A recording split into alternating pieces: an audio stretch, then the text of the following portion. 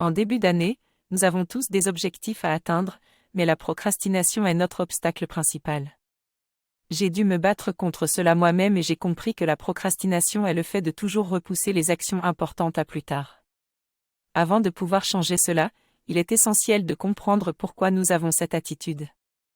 En tant que procrastinateurs, nous cherchons à favoriser le plaisir immédiat et avons souvent des peurs cachées. Pour éviter la procrastination, il est important d'établir une date butoir et de construire un planning précis pour répartir la charge de travail. Cela permet de tenir les délais qu'on se fixe. Les procrastinateurs finissent souvent par fournir beaucoup d'efforts sur des délais très courts, ce qui peut être stressant. Je comprends maintenant que la procrastination est un mode de fonctionnement qui peut nous amener stress, anxiété et peur.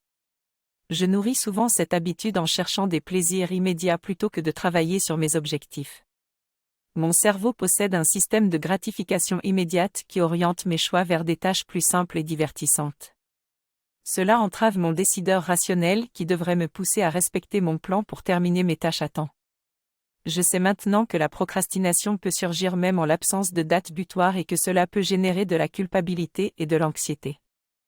La seule chose qui me met souvent en mouvement, c'est la peur panique de ne pas réussir à terminer mon travail. Je dois donc apprendre à mieux gérer mon effort et éviter la surcharge de stress en travaillant sur mes objectifs au lieu de chercher des distractions. Je suis d'accord qu'être pris de panique ne va pas m'aider à atteindre mes objectifs. Mon cerveau ne fonctionne pas de cette manière. Certaines personnes aiment travailler sous pression, mais moi non. Parfois, je peux compter sur ma propre panique pour procrastiner, ce qui peut devenir un problème à long terme. Je peux me sentir comme un spectateur de ma propre vie et regretter de ne pas avoir agi plus tôt. Pour lutter contre la procrastination, j'essaie d'accepter les échéances et les limiter. Si je n'ai pas d'échéance, je peux me fixer des dates butoirs ou des engagements fermes pour réduire le temps de production. Je suis conscient que tous ceux qui procrastinent sont touchés de manière différente et qu'il est important de prendre conscience de mes tendances à la procrastination et de travailler à les réduire. Dans cette capsule, j'ai appris que pour maîtriser la procrastination, il faut prendre conscience du type de procrastination auquel on est sensible.